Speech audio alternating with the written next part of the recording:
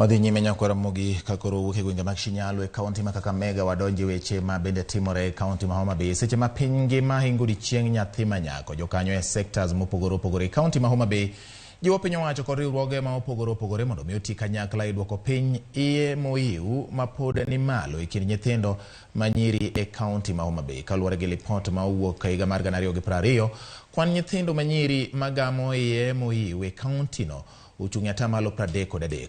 Riwruoge ma ok mag piny owacho riwo paro kanyakla mar manyo yore ma inyalo duok godo kwan nyithindo manyiri magamo iye mondo piny e kaunti ma Homa Bay ka gitiyo gi migepe mag piny owacho. Of ending the new teenage high rates of teenage pregnancy in Homa Bay County.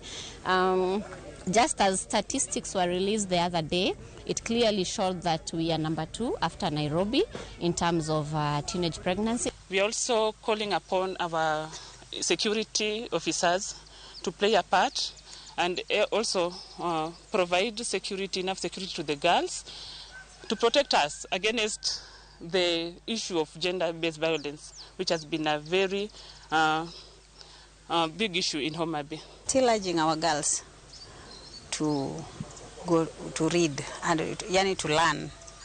We urge them, and that is our priority.